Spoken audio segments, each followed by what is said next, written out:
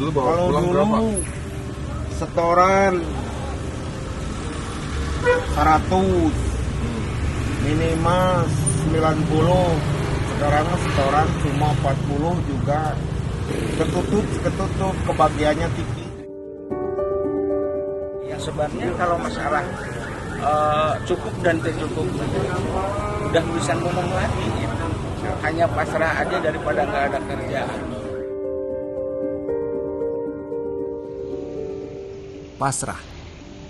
Satu-satunya hal yang bisa dilakukan para sopir angkot di Kota Bandung, Jawa Barat. Perbaikan angkutan umum oleh Pemda membuat angkot ditinggalkan oleh penumpang. Sopir angkot pun harus menepi seiring naiknya pamor bus kota dan gempuran angkutan online. Tak pelak, penghasilan sopir angkot merosot tajam. Terus terang saja, setoran 80, kebagian minimal 90, minimal itu. Kadang-kadang 180, 2 kali lipat. Ada borongan bisa 3 kali lipat. Kalau dulu, sekarang yang boro-boro.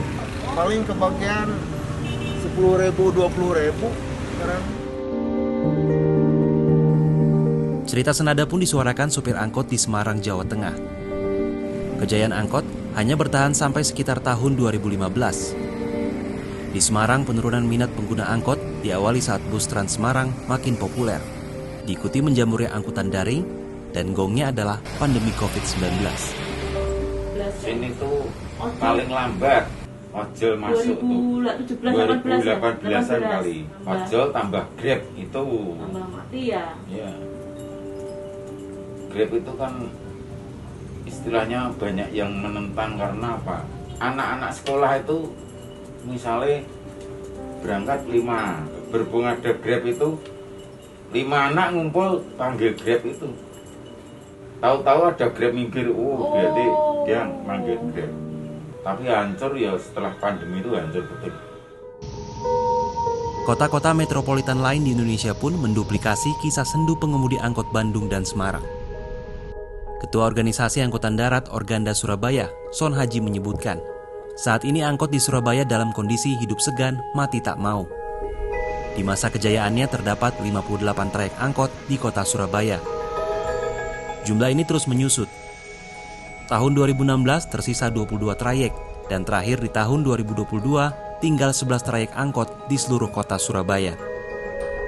Son Haji menyebut peningkatan jumlah pengguna sepeda motor dan kehadiran angkutan online menjadi faktor utama penurunan popularitas angkot di masyarakat.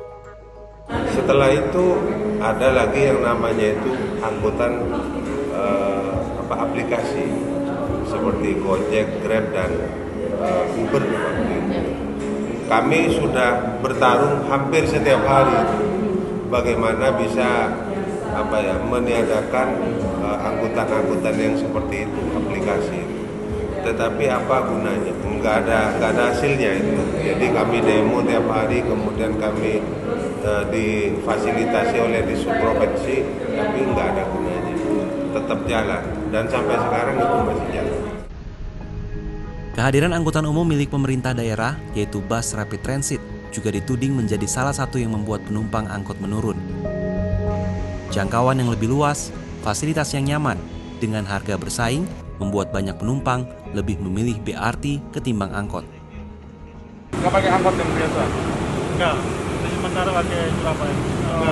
Enggak lewat langsung ke Surabaya kan, tujuannya kan Surabaya. Kalau Surabaya bis kan itu bis botol itu. Hitungannya gratis ya? Gratis. Kebetulan saja di awal Februari itu saya cari alternatif gimana caranya bisa pulang dari Cilenyi sampai ke sini, ke pusat kota lah. Ya. Ternyata nemu Damri saya berhentiin, terus ada promo gratis-gratis, sebenarnya juga gratis. Oke.